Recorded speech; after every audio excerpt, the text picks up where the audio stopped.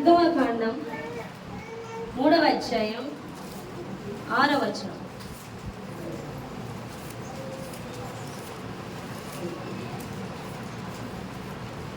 నిర్గమకాండం 3వ అధ్యాయం 6వ వచనం.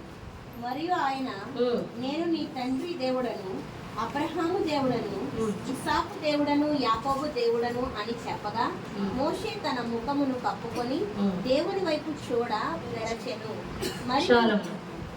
నేను నీ తండ్రి దేవుడను, అబ్రహాము దేవుడను, ఇస్సాకు దేవుడను, యాకోబు దేవుడను అని చెప్పగా మోషే తన ముఖమును కప్పుకొని దేవుని వైపు చూడవెరచెను.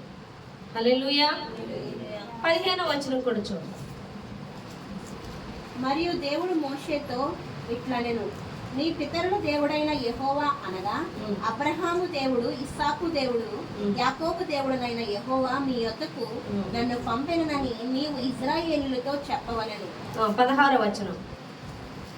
నీవు వెళ్ళి ఇశ్రాయేలుల పెద్దలను పోగు చేసి, నీ పితరుల దేవుడైన యెహోవా అనగా అబ్రహాము, ఇస్సాకు, యాకోబు దేవుడు నాకు ప్రత్యక్షమై ఇట్లనెను, నేను మిమ్మల్ని ఐగుప్తులో మీకు సంభవించిన దానిని నిశ్చయముగా.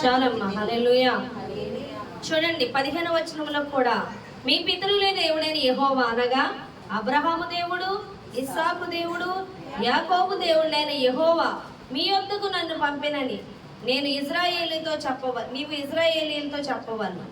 అలాగే 16వ వచనం, నీవు వెళ్ళి ఇశ్రాయేలు పెద్దలను పోగు చేసి మీ పితరుల దేవుడైన యెహోవా అనగా అబ్రహాము, ఇస్సాకు, యాకోబుల దేవుడు నాకు ప్రత్యక్షమై ఇట్లా నేను. హల్లెలూయా.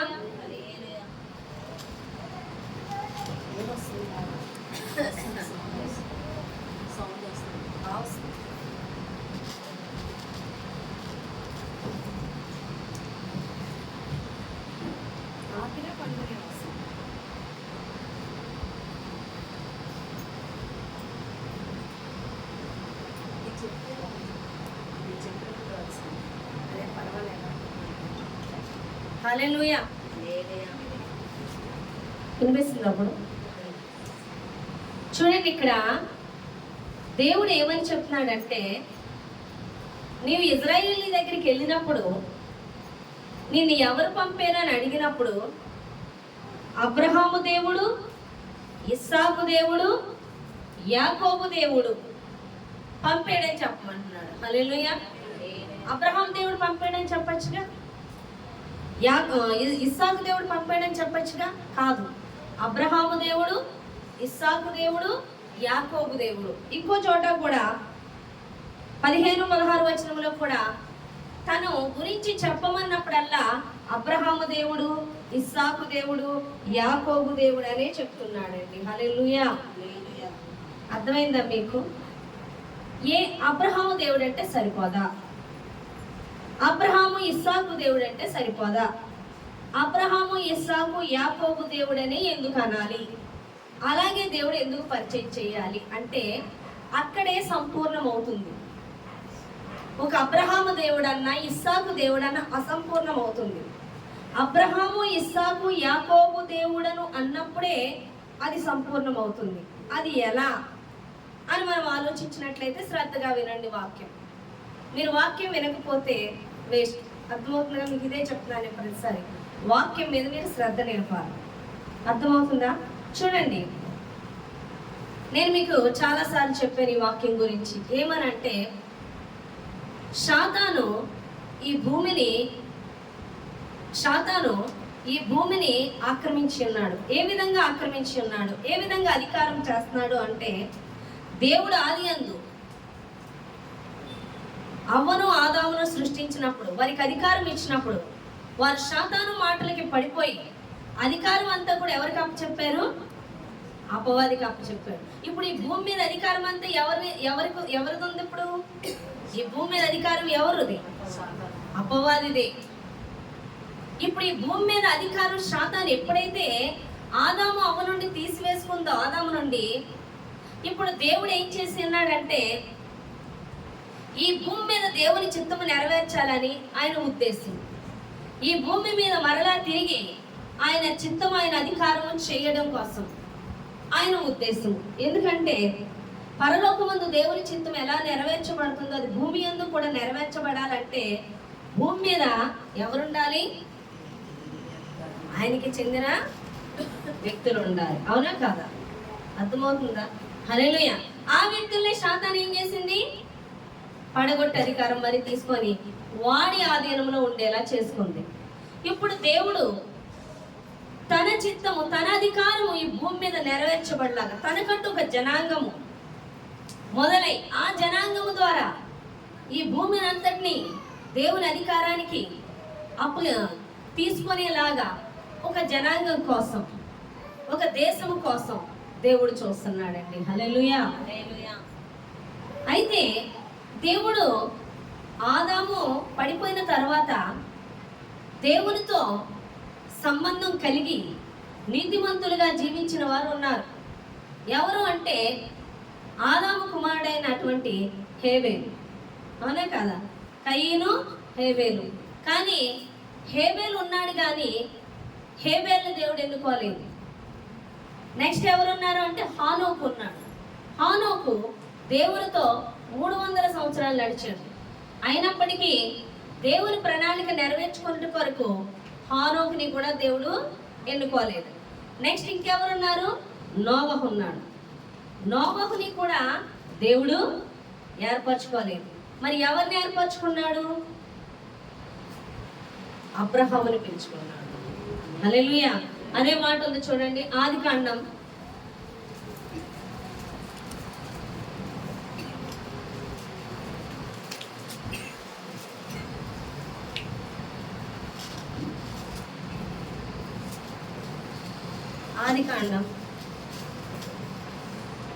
1వ వచనం నుంచి చదువుతాం.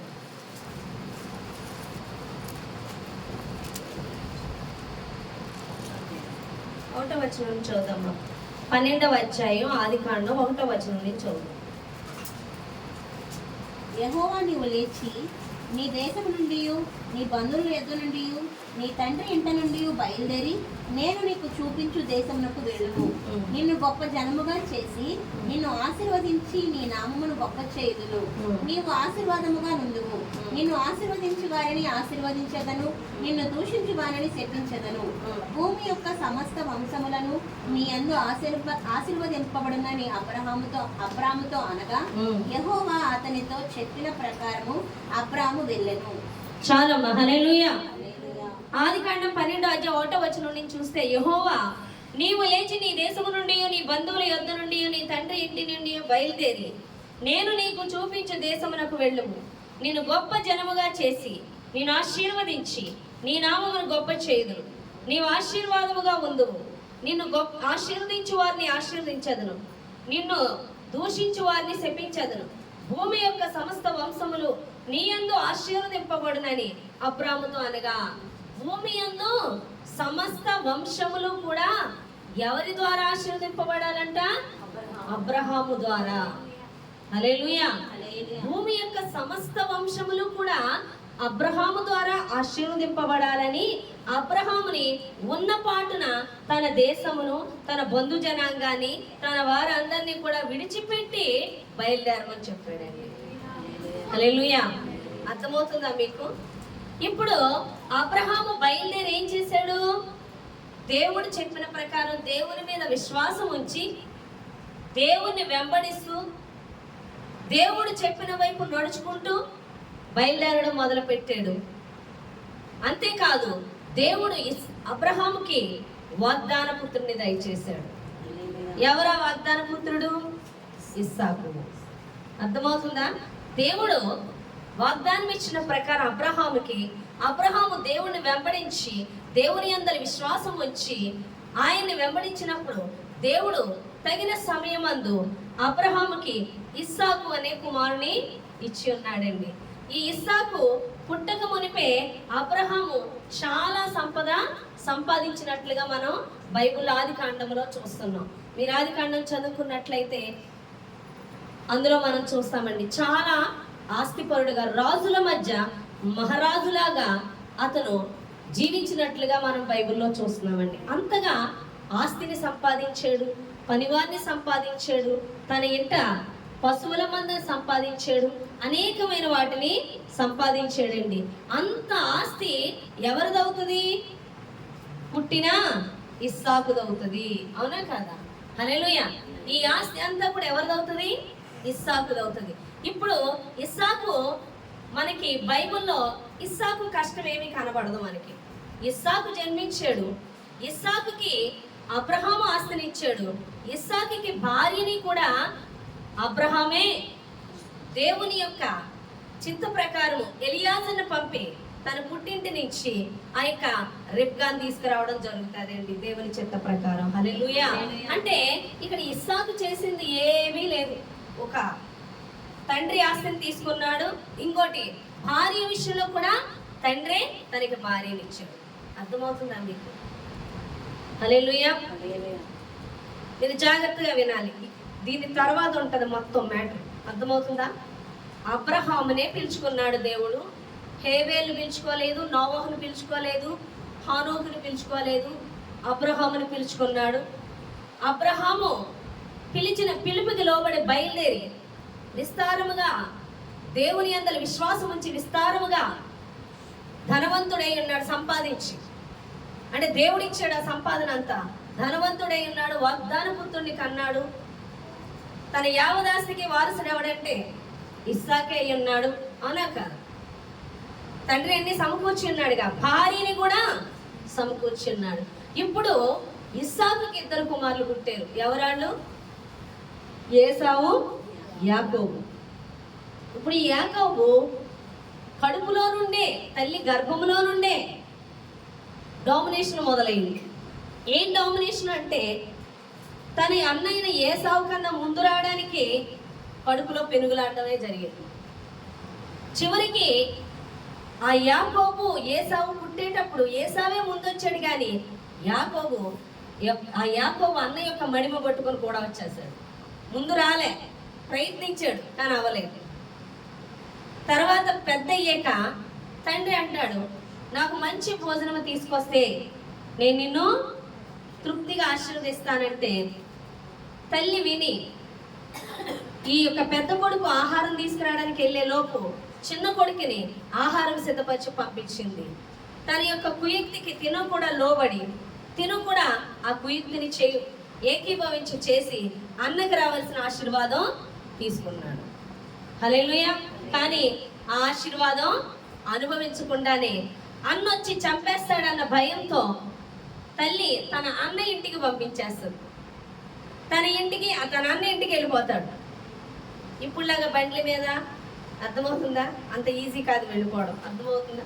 ట్రైన్ ద్వారా చాలా శ్రమపడి అక్కడికి వెళ్ళిన తర్వాత అక్కడ మామయ్య కూతుళ్ళలో చిన్న కూతురైన రాహేల్ను ఇష్టపడతాడు.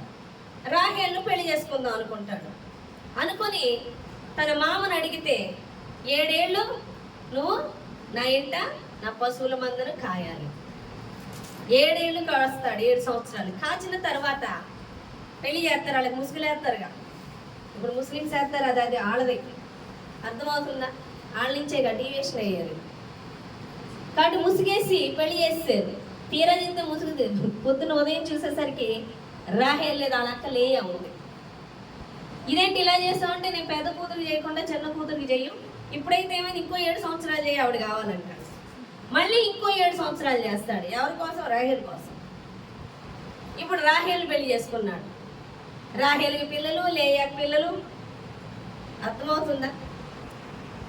తర్వాత ఏం చేస్తాడు? ఈ యొక్క గొర్రెలు కాస్తూ ఉన్నాడు కదా, మరి నాకేంటి అంటే మచ్చలు వచ్చినాయి, నువ్వు గొర్రెలు తీసుకో అంటే పైన స్టోరీ చెబుతున్నా. నువ్వు మంచివి నాకు వదిలేస్తే కేవలం మచ్చలు కలిగిన గొర్రెలు పుట్టేలాగే కొన్ని టాక్టిక్స్లు అన్నీ చేస్తాడు. నీటిలో ఏంటమ్మా అవి నీళ్లు తాగడానికి వచ్చినప్పుడు అవి చువ్వలు లాంటివి పెడతాడు. ఆ చువ్వలు చూసి అవి ఏం చేస్తుందంటే మచ్చలు లాంటి పిల్లలకి అనేలాగా అవి చూసి అలాంటి పిల్లలు కంట. ఇవన్నీ సొంత తెలివితేటలు ఎవరు ఉపయోగించారు? ఇవన్నీ కన్నింగ్ పనులు అన్నీ, అవునా కదా? ఇవన్నీ యాకోబు ఉపయోగించి గొర్రెల్ని సొత్తంతా లాక్కున్నాడు. చివరికి సంపాదించింది ఏమన్నా ఉందా? ఒకానొక టైంలో మామ ఇంటి నుంచి బయలుదేరి వెళ్ళిపోవాల్సి వస్తుంది. దేవుడు బయలుదేరమన్నప్పుడు అలా వెళ్తున్నప్పుడు అన్న చంపడానికి వస్తుంటే అన్న చంపేస్తాడేమో అని ఈ ఆస్తినంతా అన్నయ్యకి ఇవ్వాల్సి వచ్చింది.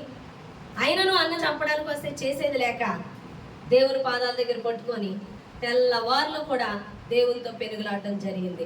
అదే ఆదికాండం 32వ అధ్యాయం 24వ వచనం చూద్దాం.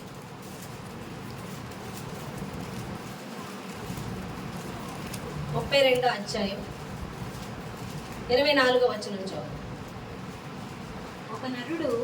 ఒక నరుడు తెల్లవారు వరకు అతనితో పెనుగులాడెను. తాను అతని గెలవకుండుట చూచి తొడగూటి మీద అతన్ని కొట్టెను. అప్పుడు అతడు ఆయనతో పెనుగులాడుట వల్ల యాకోబు తొడగూడు వసిలెను. ఆయన తెల్లవారుచున్నది గనక నన్ను పోనిమ్మనగా అతడు నీవు నన్ను ఆశీర్వదించితేనే గాని నిన్ను పోనీయనను. ఆయన నీ పేరేమని అడుగగా అతడు యాకోబు అని చెప్పాను. అప్పుడు ఆయన నీవు దేవునితోనూ మనుషులతోనూ పోరాడి గెలిచితివి గనుక ఇక మీదట నీ పేరు ఇజ్రాయేలే గాని యాకోబు అనబడదని చెప్పాను. హల్లెలూయా. ఇక్కడ ఇజ్రాయేలు అంటే దేవునితో పోరాడుట అని అర్థం. దేవునితోని మనుషులతోని కూడా పోరాడి యాకోబు గెలిచాడంట. నీ పేరేంటి అని అడిగాడు దేవుడు. తెల్లవారుచున్నది నన్ను వెళ్ళని అంటే నన్ను ఆశీర్వదిస్తేనే కానీ నేను వెళ్ళనివ్వనని పెనుగులాడేస్తున్నాడు దేవుడితో. అప్పుడంట నీ పేరేంటి అంటే యాకోబు అంటాడు. యాకోబు అంటే మోసగాడు అని అర్థం. అంటే తన మోసాన్ని ఒప్పుకుంటున్నాడు దేవుడి సన్నిధిలో. ఒప్పుకున్నప్పుడు దేవుడు అంటున్నాడు ఇక నుంచి నీ పేరు యాకోబు కాదు కానీ ఇజ్రాయేలు అంటున్నాడు. ఇజ్రాయేల్ అంటే దేవుని కుమారుడు అని చెప్పచ్చు, ఇక్కడ దేవునితో పోరాడటాన్ని కూడా చెప్పచ్చు. హల్లెలూయా. ఇప్పుడు ఎప్పుడైతే దేవుడితో పెనుగులాడాడో యాకోబు కాదు అని దేవుడు ఆశీర్వదించి ఇజ్రాయేల్ అని పేరు పెట్టాడో, ఇప్పుడు దాకా నడిచిన జీవితం అంతా యాకోబుది ఏంటి అంటే ఒక చీకటి జీవితం, ఒక స్వార్థపూరితమైన జీవితం, తనకు తాను ప్రయాసపడి ప్రతిదీ సంపాదించుకునే జీవితం.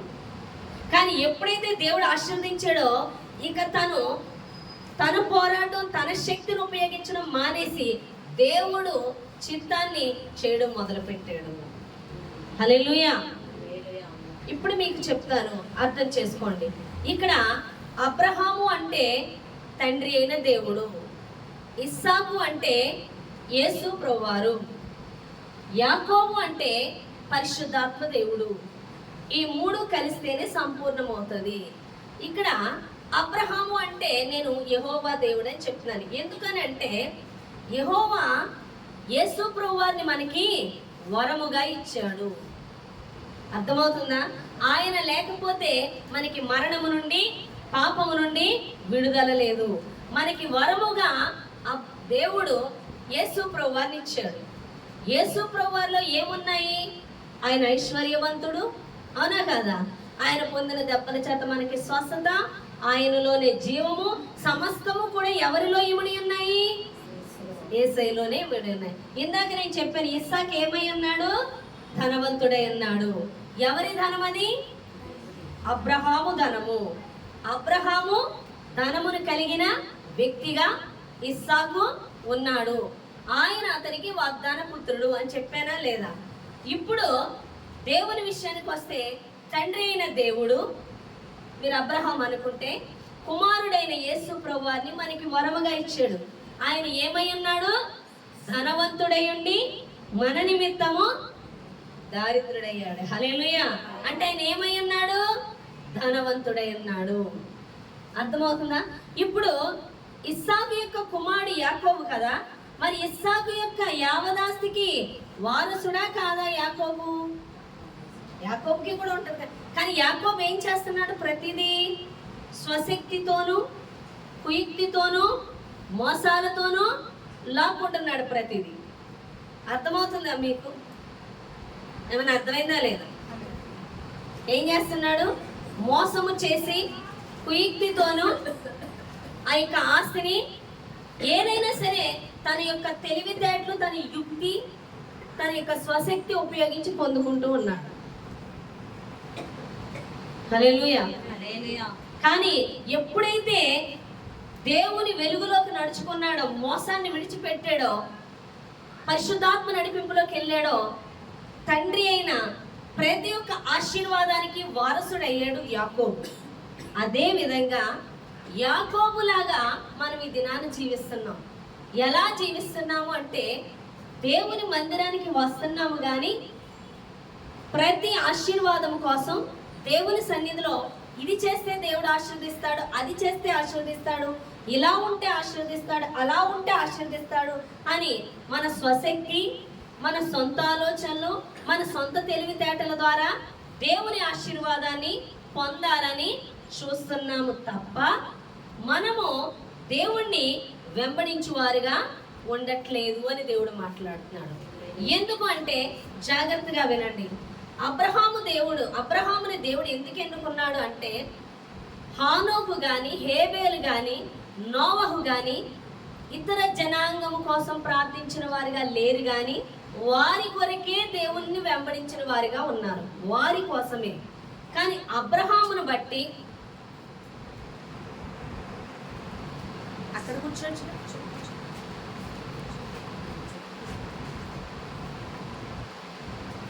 హల్లెలూయా.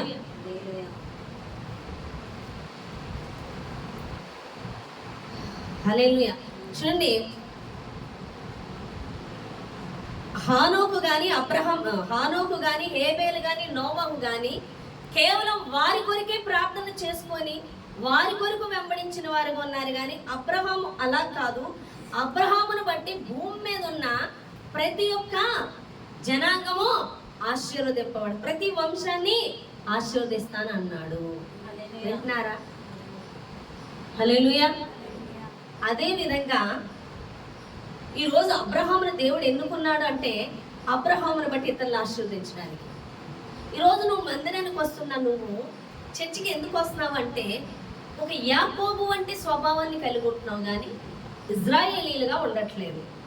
యాకోబు స్వభావం ఏంటంటే పోరాడుతున్నాడు ప్రతిదానికి. ఈరోజు నువ్వు దేవుని సన్నిధికి వచ్చి కూడా పోరాడుతున్నావు. ప్రతిదానికి పోరాటమే. ఆశీర్వాదం కోసం పోరాటం, ధనం కోసం పోరాటం, ఆరోగ్యం కోసం పోరాటం. నీకు ఏ ఆశీర్వాదం కావాలన్నా నీకు పోరాటం అయిపోతుంది దేవుడి సన్నిధిలో. దేనికోసం అంటే నీ కోసమే,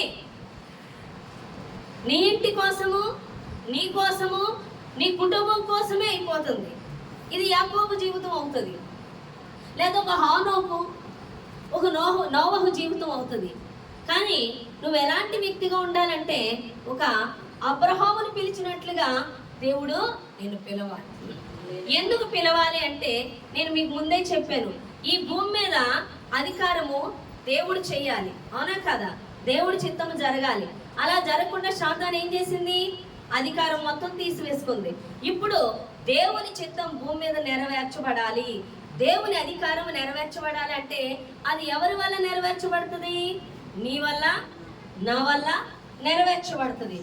దేవుని అధికారం నెరవేర్చబడాలంటే మనుషులను సాతాను స్వాధీనపరుచుకొని వాడి ఇష్టము నెరవేర్చుకుంటున్న మనుషులు ఎవరి తట్టు తిరగాలి?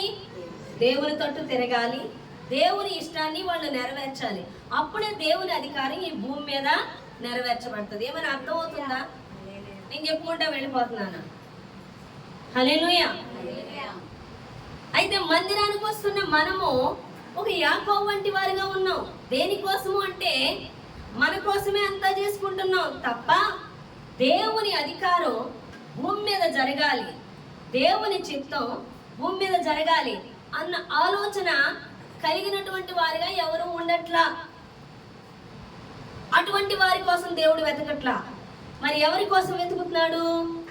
దేవుని ఇంటి మీద ధ్యాస కలిగే వాళ్ళు, దేవుని ఇంటిని కూర్చిన ఆశ భక్షించే వాళ్ళ కోసం వెతుకుతున్నాడు. ఒక నోవహుని, ఒక హేబేల్ని, ఒక హానోకుని ఒక అబ్రహాముని ఎన్నుకున్నాడంటే కారణం అబ్రహామును బట్టి సమస్త జనాంగాన్ని ఆశీర్వదించాలని. ఈ రోజు చర్చికి వస్తున్న దేవుడు నిన్ను ఆశీర్వదించాలి, నిన్ను ఎన్నుకోవాలి అంటే నువ్వేం చేయాలి? దేవుని అధికారము నీ ద్వారా ఇక్కడ జరిగించడమే కాకుండా అనేకులను దేవుని అధికారము జరిగించులాగా అపవాది అధికారానికి లోబడకుండా దేవునితో తిరుగునట్లుగా నువ్వు స్వార్థ ప్రకటించాలి. ఆ భారము నువ్వు కలిగి ఉండాలి.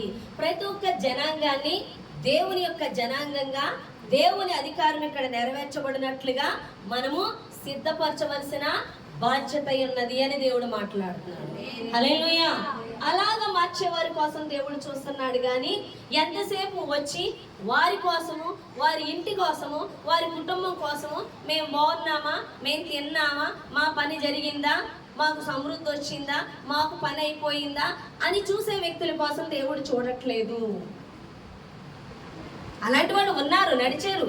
కానీ దేవుడు గురి కలిగింది ఎవరంటే స్వార్థ ప్రకటించి ప్రతి మనిషిని దేవుని అధికారం కిందకి తీసుకురావాలి. అది ఆ వ్యక్తికి ఆశీర్వాదమే, మనకు ఆశీర్వాదమే. దేవుని చిత్తము చేయవారిగా నడిపించాలి, దేవుని ఉద్దేశము చేయవారిగా నడిపించాలి.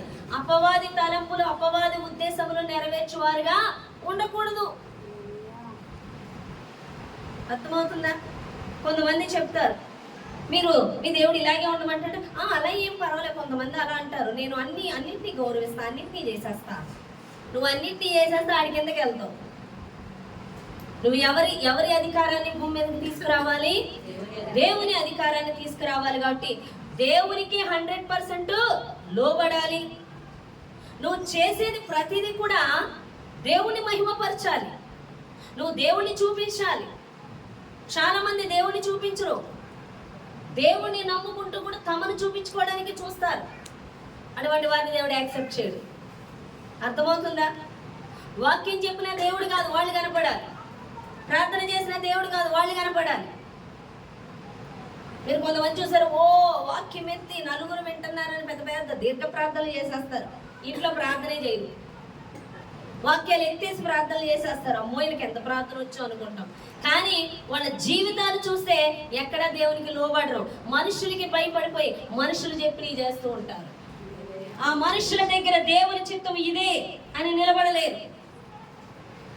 కొంతమంది సాక్ష్యము చెప్పిన వారిని చూపించుకుంటారు, దేవుణ్ణి కనపడనివ్వరు. కొంతమంది ఇదిగో దేవుడు నాకు ఆ వరం ఇచ్చాడు, దేవుడు నన్ను పిలుచుకున్నాడు, దేవుడు నన్ను వెళ్ళమన్నాడు, దేవుడు నాకు స్వస్థత వరం ఇచ్చాడు, దేవుడు నాకు అది చేశాడు, వీళ్ళ గొప్ప చెప్పుకుంటూ ఉంటారు. ఇక్కడ దేవుడు పని చేసేస్తున్నాను అనుకుంటారు. కాదు, అక్కడ కూడా అపవాదే పని చేస్తాడు. ఎందుకంటే తన్ను తాను హెచ్చించుకున్నవాడే అపవాది.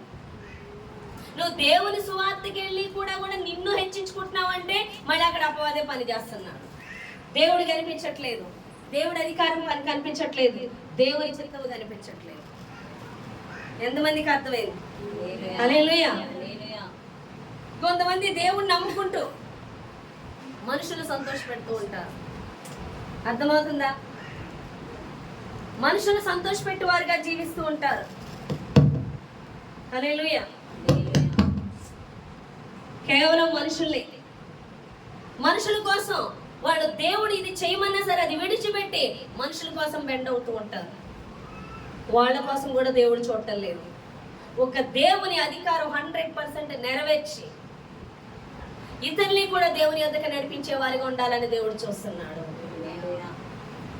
రోజు నువ్వు దేవుడు నమ్ముకుంటున్నానని కూడా చెప్పి నిన్ను నువ్వు హెచ్చించుకుంటూ, నిన్ను నువ్వు గణపరుచుకుంటూ, నిన్ను నువ్వు గొప్ప చేసుకుంటూ శాతానికి వాహకంగా పనిచేస్తున్నావేమో. అర్థమవుతుందా?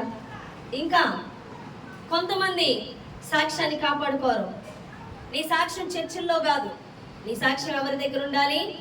దేవుని ఎరగని ప్రజల మధ్య దేవుని ఎరిగేటువంటి విధంగా చేయాలి. సాక్ష్యం ఇక్కడ చెప్పేస్తూ ఉంటారు. ఎక్కడ చెప్పాలి నీ సాక్ష్యం? ఇక్కడ చెప్పచ్చు, కానీ మెయిన్ ఎక్కడ చెప్పాలి? దేవుని ఎరగినటువంటి ప్రజలకు చెప్పే విధంగా వాళ్ళకి చెప్పాలి. నువ్వు నీ సాక్ష్య జీవితం కాపాడుకోవాలి. నీ మాట, నీ చూపు, నీ ప్రవర్తన, నీ క్రియలు ఎవరి యొద్దకు నడిపించాలి? చర్చికి ఏదో బైబిల్ పట్టుకొని వచ్చేసి వెళ్ళిపోతున్నాను అనుకుంటున్నావా? చెప్పండి, అంత తేలికదనమా? చర్చికి వచ్చి వెళ్ళిపోయిందంతా పొట్టు. దేవుడు అంటున్నాడు, శ్రేష్టమైన గోధుమల్ని దేవుడు వలవేస్తాడండి. చేపలు పడతాయి, శ్రేష్టమైన లోనేసుకుంటాడు, మిగతాయి బయట పాడేస్తానని చెప్పాడుగా. శ్రేష్టమైన గోధుమలే ఉంటాయి పొట్టులో, మిగతా పొట్టు కాల్చేస్తాడు. నువ్వు పొట్టువో శ్రేష్టమైన గోధుమో అర్థం చేసుకో. ఎందుకు అంటే తండ్రి ఆస్తి ఎవరికి వచ్చింది? కుమారునికి వచ్చింది, ఇస్సాకుకి. అవునా కదా? ఇస్సాకుది ఎవరికి వస్తుంది? దేవుడు అంటున్నాడు, నా నామములో యేసు ప్రభువారు తండ్రిని ఏది అడిగినా పొందుకుంటామన్నాడు. అవునా కదా? దేవుడు ఏం చేశాడు? యాకోబుకి ఎలా వచ్చింది? ఎప్పుడైతే ఇజ్రాయేలుగా మార్చబడ్డాడో అప్పుడే తండ్రి ఆశీర్వాదం పొందుకున్నాడు. అలాగే నువ్వు ఎప్పుడైతే పరిశుద్ధాత్మని పొందుకొని ఆత్మచేత నడిపించబడుతుంటావో, దేవుడు చెప్పినట్లు నడుచుకుంటూ ఉంటావో, నువ్వు దత్తపుత్రుడివి, దత్తపుత్రికివి అవుతావు. అనగా తండ్రి ఆస్తికి, తండ్రి ఆశీర్వాదానికి వారసురాలు అవుతావు, వారసుడు అవుతావు. అలా వారసత్వం నువ్వు కలిగి ఉండాలంటే నీ ఆశ, నీ ఆకలి దేవుని సువార్త ప్రకటించాలన్నా తప్పని నీలో ఉండాలి. దేవుని ఇంటిని గూర్చిన ఆశ నీలో ఉండాలి. కానీ నిన్ను గూర్చిన ఆశ, నీ ఇంటిని గూర్చిన ఆశ, నీకు కలిగి ఉన్న బాధల గురించిన ఆశ, నీ పనుల గూర్చిన ఆశ, నీ ఫ్యూచర్ని గూర్చిన ఆశ, నీ బిడ్డల గూర్చిన ఆశ నీలో భక్షించకూడదు. నీలో ఏ ఆశ ఉండాలి? దేవుని చిత్తము నెరవేర్చాలి, దేవుని సువార్తను ప్రకటించాలి, అనేక ఆత్మలను దేవుని మన సన్నిధికి నడిపించాలి, ప్రతి ఒక్కరూ దేవుని అంగీకరించాలి, ప్రతి ఒక్కరి జీవితంలో దేవుని అధికారం పనిచేయాలి, ఈ భూమి మీద దేవుని చిత్తము నెరవేర్చబడాలి అన్న తపన కలిగిన వ్యక్తిగాను ఉండాలి. నాకు అది కావాలి ప్రభువా, నాకు ఇది కావాలి ప్రభువా అని అడుక్కునే స్టేజ్ లో కాదు నువ్వు ఉండవలసింది. నువ్వు ఎవరి చిత్తము నెరవేర్చే వ్యక్తిగా ఉండాలి? దేవుని ఉద్దేశము నెరవేర్చే వ్యక్తిగా ఉండాలి. చాలా మంది అడుగుతారు, దేవుడు ఆశీర్వాదం ఇస్తానంటున్నాడుగా, ఐశ్వర్యం ఇస్తానన్నాడుగా, అది ఇస్తానన్నాడుగా, ఇది ఇస్తానన్నాడుగా, మరి ఎందుకు ఇంకా దీవెన రాలేదు అంటే, వారసత్వం పొందుకున్నావా? వారసత్వం ఉందా నీ దగ్గర? తండ్రి ఆస్తి బిడ్డకు రావాలంటే అవునా కదా, వారసులు అవ్వాలి. అవునా కదా? వారసత్వం ఎలా వస్తుంది? వారసత్వం ఎలా వస్తుంది? తండ్రిని వెంబడించే వ్యక్తిగా, తండ్రి చిత్తము చేయ వ్యక్తిగా, ఆయన ఆకలి నీ ఆకలి, ఆయన దాహమే నీ దాహం అయిపోవాలి. హల్లెలూయా. అప్పుడే నీకు వారసత్వం. నీ దాహం ఏంటి? నీ ఆకలి ఏంటి? లోకమే. లోకములో సంపాదించడమే, లోకములో స్థిరపడిపోవాలని, లోకములో ఉన్నత స్థాయికి వెళ్ళిపోవాలని. ఇది తండ్రి చిత్తము కాదు అని దేవుడు మాట్లాడుతున్నాడు. ఇది వారసత్వము కాదు అని దేవుడు మాట్లాడుతున్నాడు. నువ్వు వారసుడిగా ఉండాలి, నువ్వు వారసురాలిగా ఉండాలి. హల్లెలూయా.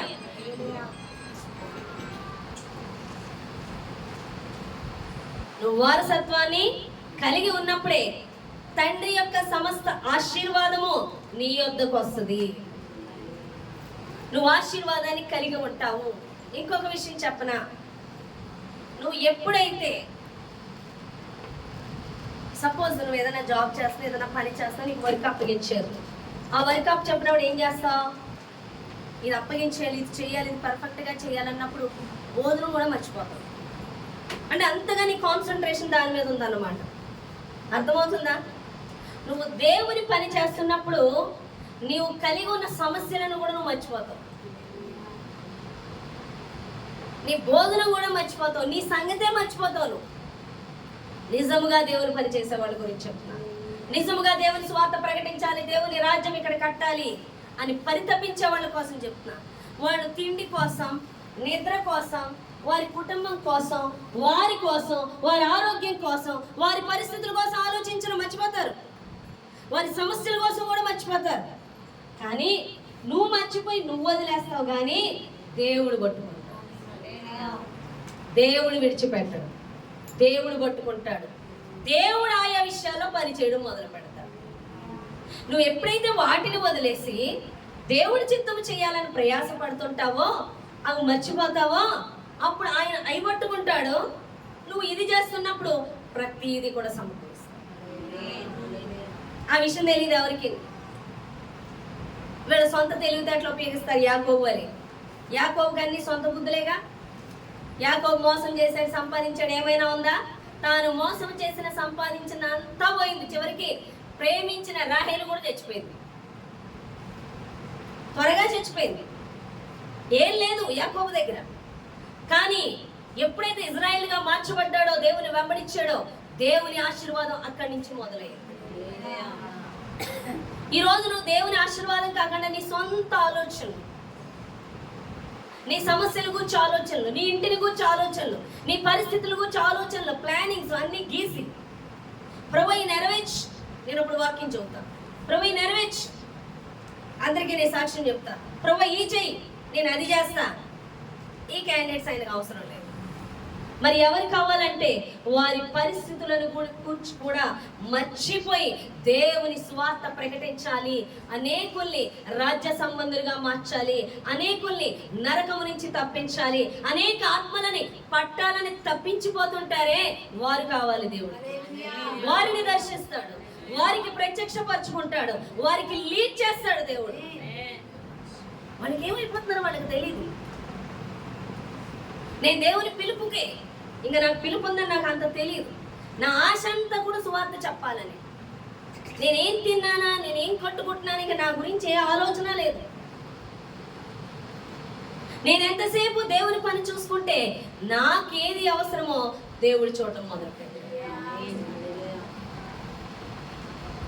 ఇంతకుముందు నేను వంట చేసుకునేది, వంట మీద కూడా ఆలోచన ఉండేది కాదు. ఆత్మల గురించి వాళ్ళు వస్తే వాళ్ళు సువార్త చెప్పడమే. కానీ దేవుడు ఏం చేశాడు, వంట బాధ్యత ఒకరికి అప్పచెప్పాడు.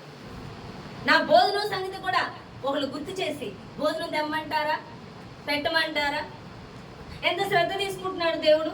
అది మనుషులు కాదు, దేవుడు శ్రద్ధ తీసుకుంటున్నాడు. నా వంట విషయంలో, నాకు భోజనం పెట్టే విషయంలో, నన్ను పరిచర్యకి తీసుకెళ్లే విషయంలో, నేను వాక్యం చెప్పడానికి ప్రతిదీ సహకరించే విషయంలో అనేకుల్ని ఎవరు ఏర్పరిచారు? నాకు దేవుడు. నా సమస్యలను నేను విడిచిపెట్టాను, ఆర్థిక పరంగా నా ఇబ్బందులన్నింటినీ నేను దేవుడికి విడిచిపెట్టేశాను. దేవుడు ప్రతిదీ సమకూర్చి చేస్తున్నాడు. నా ఆత్మీయ తల్లి గారు అయితే 3 నెలల పిల్ల, ఆమె సాక్ష్యం చెప్పినప్పుడు ఆమె సేవకులతో పరిచయకి వెళ్ళిపోయేవారంట. వాళ్ళ అత్తగారు వాళ్ళ హస్బెండ్ తిట్టేవారంట. కానీ ప్రభువా, నువ్వు చెప్పింది నేను చేస్తున్నాను, నువ్వే మాట్లాడుకో. తర్వాత దేవుడు డాడీ గారిని పెళ్ళడం జరిగింది. డాడీ గారు మమ్మీ గారిని మొదట పిలుచుకున్నారు కాబట్టి అభిషేకానికి లోబడ్డారు, సేవ చేయడం మొదలు పెట్టారు. డాడీ గారు ఒక పక్క, మమ్మీ గారు ఒక పక్క. వాళ్ళ పిల్లల్ని పడించుకునేవారు కదా, వాళ్ళే చదువుకునేవారు. వాళ్ళు కూడా ప్రార్థన చేస్తూ, వాళ్ళు కూడా జాబులు చేస్తూ పరిచర్యకి సహకరించేవారు. మమ్మీ గారు ఒక్క రూపాయి కూడా ఉంచుకోకుండా ప్రతిదీ పరిచర్యకే. దేవుడు అన్నాడంటే ఒకసారి అయితే, నీ బిడ్డల విషయం నువ్వు ఆలోచించుకో, నీ బిడ్డల విషయం నువ్వు వదిలేసావుగా, అది నాది బాధ్యత. ఎంత మంచి సంబంధాలు అంటే, మమ్మీ గారు చెప్తుంటే ఆశ్చర్యపోయారు వాళ్ళ చుట్టాలందరూ కూడా. 2 పిల్లలకి కూడా మంచి మంచి వివాహాలు జరిగాయి. మమ్మీ గారు అన్నారు, అరే నేను డబ్బులు సమకూర్చి అంతంత జీతం కలిగిన అల్లుళ్ళు నేనైతే తీసుకురాలేను, నేను అంత కట్నం ఇవ్వలేను. కానీ నా దేవుడు రూపాయి కట్నం తీసుకోకుండా ఒక్కొక్కరికి 3-4 లక్షల జీతాలేవు. ఊరికనే చేసుకున్నారు పెళ్లికి వచ్చి కూడా ఆడలేదు. ఎందుకంటే మమ్మీ గారు ఒక్క రూపాయి కూడా తన కోసం, రేపు ఫ్యూచర్ అనేది ఆలోచించరు. ప్రతి రూపాయి దేవుళ్ళో విత్తుతారు. అది తెలివైన పని. నువ్వు ఎక్కడ బ్యాంకుల్లో దాయడం కాదు, దేవునికి విత్తాలి. నువ్వు విత్తితే దీనికి సంబంధించిన పంట ఎప్పుడు ఇవ్వాలో నీకు తెలుసు. నువ్వు పంట విత్తుతున్నావు భూమిలో, ఈ పంట ఫలం ఎంత ఇవ్వాలో ఎప్పుడు ఇవ్వాలో నీకు తెలుసు. ఇప్పుడు నువ్వు విత్తేది ఎంతున్నా అంత విత్తుతుంటే ఏ సమయానికి నీకు 1 లక్షే కావాల్సి వస్తుందో, 1 కోటే కావాల్సి వస్తుందో నువ్వు దాచుకోలేదు. నీకు ఆలోచన లేదు. నీ పని స్వార్థ విత్తడం, దేవునికి విత్తడమే కలిగింది. నీకు ఆ సమయానికి దేవుడు చూసుకుంటాడు. హల్లెలూయా. నువ్వు ఏదైతే ఆలోచన విడిచిపెట్టి దేవుని వాక్యం చదవడం, ప్రార్థన చేయడం, స్వార్థ ప్రకటించడం, దేవుని ఇంటిని గురించి ఆశ కలిగి ఉంటావో, నువ్వు ఏ సమస్యనైతే మర్చిపోతావో, విడిచిపెడతావో, ఆ సమస్యలో దేవుని కార్యం చూస్తావు. మమ్మీ గారి బిడ్డల కోసం అమ్మో నేను ఇంత సంపాదించాను, అంత సంపాదించాను, వాళ్ళకి ఎలాంటి పెళ్ళి అబ్బాయి ఏం లేదు, దేవుడే చూసుకుంటాడు. దేవుడే శ్రేష్టమైన సంబంధాలు, చక్కగా పెళ్లి, ఘనమైన స్థానంలో దేవుడు ఇచ్చారు. ఎందుకంటే ఆమె చేతుల్లో తీసుకోలేదు, దేవుని చేతులకు అప్పగించింది. ఈరోజు ప్రతిదీ నీ చేతుల్లోకి తీసేసుకుంటావు. నీదే ప్లానింగ్. పిల్లలు పుట్టడం దగ్గర నుంచి పెళ్లిళ్ళ వరకు ప్లానింగ్ ప్లానింగ్ ప్లానింగ్ ప్లానింగ్. అందుకే వాళ్ళు ఆశీర్వదింపబట్టల్లా. హల్లెలూయా. నీ చేతిలో కాదు, దేవుని చేతిలో పెట్టు. నీ ఉద్దేశాలు కాదు, యాకోబు వలె నీకు నువ్వు చేసుకోవడం కాదు, నీ స్వశక్తితో, నీ జ్ఞానంతో, నీ తెలివితేటలతో దేవునికి అప్పగించు. దేవుని వారసురాలివి, వారసుడివి అవుతావు. వారసత్వాన్ని కలిగి ఉంటావు. వారసత్వాన్ని కలిగి ఉన్నావంటే ఆయన యొక్క ప్రతి ఆస్తికి, నిత్య జీవానికి నువ్వే వారసురాలివి, నువ్వే వారసుడివి అని దేవుడు మాట్లాడుతున్నాడు. ఎంతమందికి అర్థమైంది? ఈ సంపూర్ణత కావాలి. అందుకే అబ్రహాము దేవుడు, ఇస్సాకు దేవుడు, యాకోబు దేవుడు అంటున్నాడు. కానీ అబ్రహాముతో ఆగిపోవట్లేదు. ఇస్సాకు అనగా యేసు లేకుండా నిత్య జీవం లేదు. యాకోబు పరిశుద్ధాత్మ అనుభవంలోకి వెళ్లకుండా నువ్వు దేవుని వెంబడించలేవు, దేవుని ప్రతి ఆశీర్వాదాన్ని పొందుకోలేవు. యాకోబు జీవితం దేవుని ఎరగక ముందు జీవితం నీది. దేవుని ఎరిగిన తర్వాత జీవితం యాకోబు ఇజ్రాయేల్గా మారిన జీవితం. యాకోబు ఇజ్రాయేల్గా మారిన తర్వాత వెలుగులో నడిచాడు, చీకట్లో కాదు. నువ్వు ఎంతవరకు దేవుని యొద్దకు రాకముందు చీకట్లో నడిచావు, ఇప్పుడు నువ్వు దేవుని యొద్దకు వచ్చాక పరిశుద్ధాత్మ నడిపింపులో వెలుగులో నడుస్తున్నావు. అనగా వెలుగు అంటే దేవుని కూర్చిన ఆలోచనే నీకు ఉండాలి. ఆయన చిత్తం, ఆయన అధికారం భూమి మీద నెరవేర్చబడాలంటే అనేక ఆత్మలు అపవాదికి లోబడేవారుగా కాదు, కానీ దేవునికి లోబడేవారుగా ఉండాలి. కొంతమందికి చాలా దయాల దాక్షిణ్యాలు ఎక్కువ, పనికి మళ్ళీ మనం ఇతరులు ఇబ్బంది పెట్టకూడదు, ఆడ పని వాళ్ళు కానిచ్చుకోవాలి. అర్థమవుతుందా? వాళ్ళతో పాటు మనం కూడా చేసేయాలి. ఏంటి? అపవాది సంబంధమైన క్రియలు, అపవాది సంబంధమైన ఆచారాలు, వాళ్ళ యొక్క మూఢనమ్మకాలు మనం కూడా పాటిస్తూ మనం కూడా లోబడతాం. నువ్వు వాళ్ళకి చెప్పక్కర్లేదు, కానీ నేను చేయకూడదని చెప్పగలగాలి. నేను చేయకూడదు, నిన్ను అడిగితే ఎందుకు చేయకూడదో చెప్పు, లేదా మౌనం కోరుకో. వాళ్ళు ఏమనుకుంటారని నటించొద్దు. వాళ్ళు నిన్ను వెలివేసేస్తారేమో అని చూస్తే నువ్వు ప్రత్యేకించబడిన వ్యక్తివి కాదు, ఒక అబ్రహాము లాంటి వ్యక్తివి కాదు. నువ్వు నిలబడాలి. అనేకుల్ని క్రీస్తు అధికారం కిందకి తీసుకురావాలి. దేవుని అధికారం భూమి మీద పనిచేయాలి. ఇప్పుడు పనిచేస్తున్నది అపవాది అధికారం. క్రైస్తవుల్ని కూడా అపవాదే వాడుకుంటుంది. ఈరోజు ఎంతమంది క్రైస్తవులు దేవుని అధికారం కింద ఉన్నారు. నేను చర్చికి వెళ్తా బైబిల్ పట్టుకుని, ఎందుకు పడుకుని వెళ్ళానుక?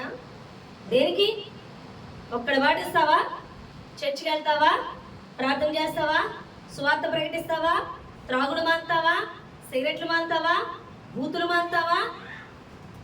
చెప్పండి. సినిమాలు మాంతావా? షికార్లు మాంతావా? అన్యుల్లో నీ సాక్ష్యం ఏమన్నా ఉందా? వీడు క్రైస్తవుడు, ఈమె క్రైస్తవురాలు, ఈమె దేవుని చిత్తము చేసే వ్యక్తి అని చెప్పగలవా? చెప్పగలుగుతారా? నీ చుట్టూ ఉన్న వాళ్ళు ఆహా కలిసిపోతాం. కొంతమంది ఆచేస్తారు కూడా క్రైస్తవులని చెప్పడం భయమేసి చెప్పొద్దు. మరి భూదిగంతం వరకు సాక్షులుగా ఎందుకు ఉండమన్నాడు? అనేకుల్ని దేవుని దట్టు తిప్పాలనే కదా. ఏది నీ సాక్ష్యం? ఎక్కడికి వెళ్ళినా నీ గొప్పలు చెప్పుకో. కొంతమంది మొదలెత్తారు, నేను ఇది నేనది. దేవుని గురించి చెప్పు, అక్కడ వెలుగు కలుగుతారు. నీ గురించి చెప్తే అక్కడ చీకటి మొదలవుతుంది. అర్థమవుతుందా? దేవుడి గురించి మాట్లాడు. దేవుని శక్తి విడుదలలాగా ప్రయాసపడు. దేవుని తట్టు త్రిప్పు నీ చుట్టూ ఉన్నవాడు. అనేకులు విశ్వాసులుగా మార్చు. అనేకుల్ని పరలోక రాజ్యానికి సిద్ధపరచు. నరకము నుంచి విడిపించు. అటువంటి జనాంగం కోసం దేవుడు ఎదురు చూస్తున్నాడు. అటువంటి వారిని పేరు పెట్టి పిలుస్తున్నాడు.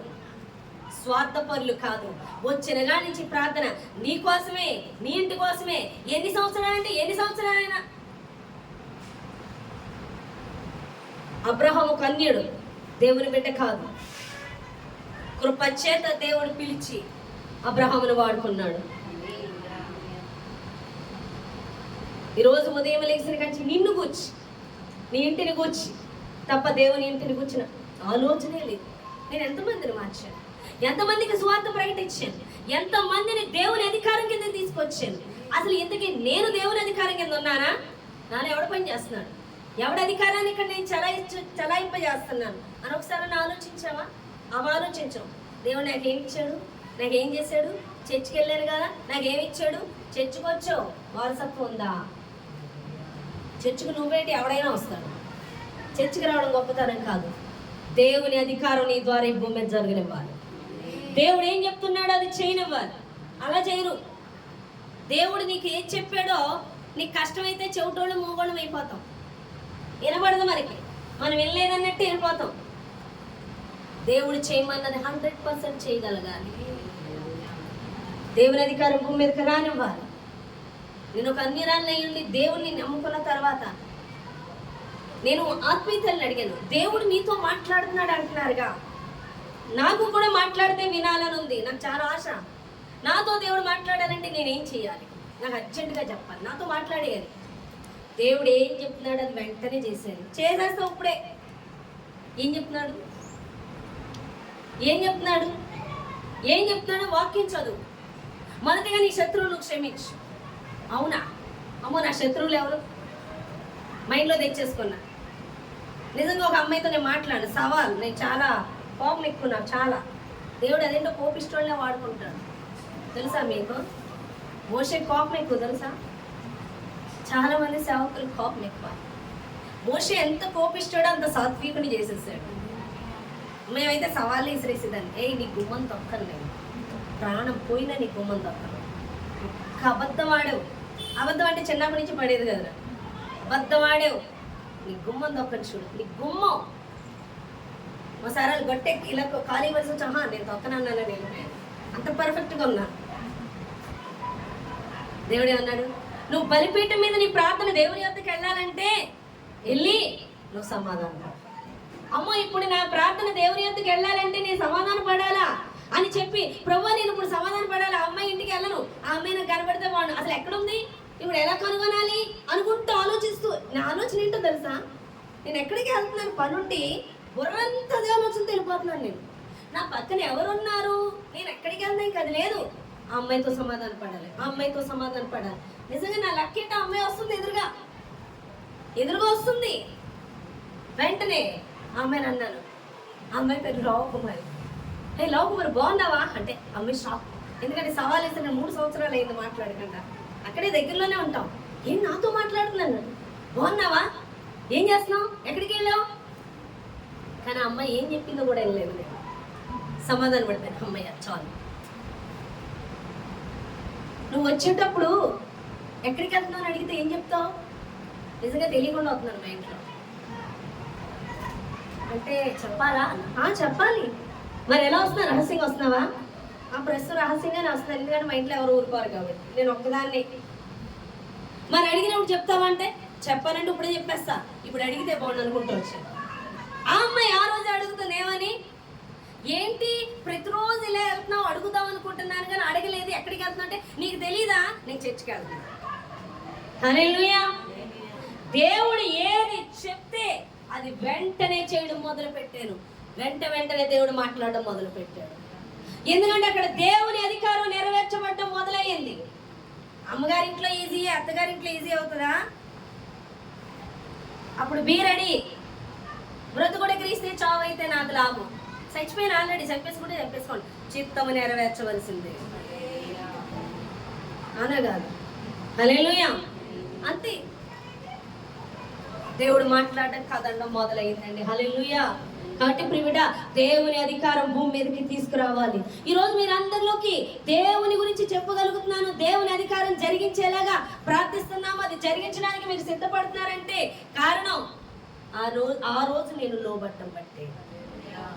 ఈ రోజు నీవు కూడా లోబడి అనేక ఆత్మలు దేవుణ్ణి అంగీకరించి పరలోక రాజ్యానికి సిద్ధపడుతూ నరకము నుంచి తప్పించబడి సాతాను అధికారం నెరవేర్చబడకుండా దేవుని అధికారం నెరవేర్చేవారిగా మార్చబడాలంటే ముందు నువ్వు నెరవేర్చాలి. దేవుడు నేనేం చేయమంటున్నాడు వెంటనే చెయ్యి. దేవుని అధికారం రాని, నీ ద్వారా ఈ భూమి జరగని. నీకు ఇష్టం లేదోనో, నీకు కష్టమానో, నీకు సౌకర్యంగా లేదనో మానకు. దేవుని ప్రవహింపని, నీ ద్వారా ఈ భూమి మీదకి దేవుని కార్యము జరగని. దేవుడు బలమైన సాధనంగా నేను వాడుకుంటాను. ఇది అబ్రహాము, యాకోబు, ఇస్సాకు, యాకోబు యొక్క దేవుడు అంటే ఏంటో అర్థమవుతుందా మీకు? అబ్రహాము అనగా తండ్రి అయిన దేవుడు, ఇస్సాకు అనగా వాగ్దాన పుత్రుడైనటువంటి ఇస్సాకు అనగా తన ప్రియ కుమారుడైన యేసును మనకి ఇవ్వడం. యాకోబు జీవితం అనగా నువ్వు దేవుని యొద్దకు రాకముందు జీవితం. ఇజ్రాయేలీలు అనగా నువ్వు దేవుని యొద్దకు వచ్చి నువ్వు దేవుని ఎరిగి దేవుని అధికారానికి అప్పగించుకొని పరిశుద్ధాత్మ లీడింగ్ లో నడిపించబడ్డము. అప్పుడే దేవుని యొక్క ప్రతి ఆశీర్వాదానికి నువ్వు కారకురాలివి, వారసురాలివి అవుతావు. అప్పుడే నువ్వు దత్తపుత్రికవు అవుతావు. నువ్వు ఈ చెయ్యు, నువ్వు సువార్త ప్రకటించు, దేవుని కోసం సాక్ష్యంగా నిలబడు, నీ పనికి మాల పనులు మాను, నలుగురు అన్యుల మధ్యలో కూర్చొని పొళ్ళేకలించుకుంటా సినిమాలు చూడక మాను, ఆ జోకులు ఆడడం మాను, ఆ సరసోక్తులు మాట్లాడడం మాను, ఏమీ చెయ్యు. అరే నువ్వు ఒకప్పుడు మాతో ఉండేవాడివి, ఒకప్పుడు మాతో మాట్లాడదాం, ఇప్పుడేంటి నువ్వు ఇంట్లోనే ఉంటున్నావు? నేను అడగాలి, నేను బైబుల్ చదువుకో. ఏంటి బైబుల్ చదివితే అన్నీ జరిగిపోతాయా? జరుగుతాయి, చెప్పాలి. అవునా? అవును జరుగుతాయి. నేను పోషింపబడే దేవుడి వల్లే, నేను ఆశీర్వదింపబడే దేవుడి వల్లే, నేను బ్రతికేది దేవుడి వల్లే. రేపు నేను శరీరాన్ని విడిస్తే నన్ను పరలోక రాజ్యం తీసుకెళ్లేది ఆయనే అని చెప్పే అవకాశం రాని నేను అడగాలి.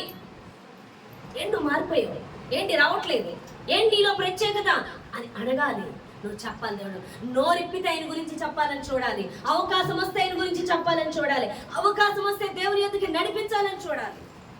ఆ తప్పన ఆ యొక్క దేవుని ఇంటిని గురించిన ఆశ నీలో భక్షిస్తున్నప్పుడు నువ్వు నిజమైన వారసుడివి, వారసురాలివి. తండ్రి యొక్క ప్రతి ఆశీర్వాదము నువ్వు పొందు. నా ఎందుకు రావట్లేదు? చర్చకొచ్చేస్తున్నాను కదా, చర్చకొస్తున్నావు, బైబిల్ పట్టుకుంటున్నా కానీ లోనేం లేదు నీ దగ్గర, వాక్యము లేదు, వాక్య నెరవేర్పు లేదు, నీ సొంతం నెరవేర్చుకుంటున్నావు.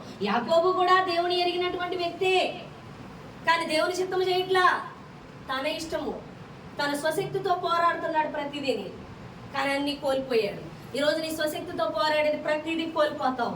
నువ్వు దేవుని చిత్తములో నడువు, ప్రతి ఆశీర్వాదము నీకు నీ ఎంట ఉంటుందని దేవుడు మాట్లాడుతున్నాడు. హల్లెలూయా. దేవుని అధికారానికి అప్పగించుకో, దేవుని సువార్తను ప్రకటించు, దేవుని సాక్షిగా నిలబడు. నీ సమస్యను గురించి కూర్చోకు బుర్రపట్టుకొని, అది ఎంత ఉన్నది ఎంత అవుతుంది.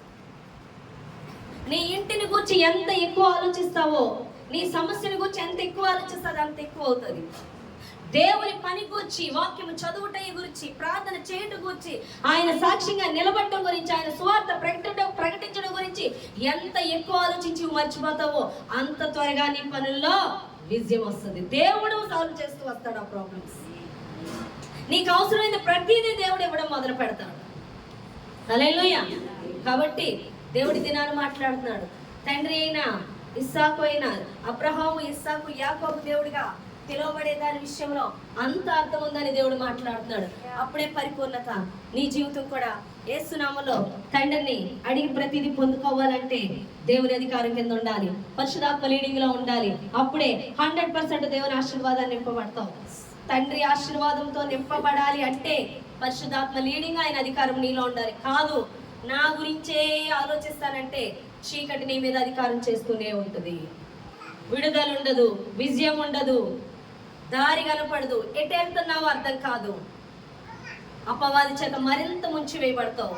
దేవుని చిత్తముని గురించి ఆలోచిస్తున్నావా, వెలుగుతో నింపబడతావు. ప్రతి ఆశీర్వాదం నీకు కావాల్సింది నీ పాదాల యొద్దకు వస్తుంది.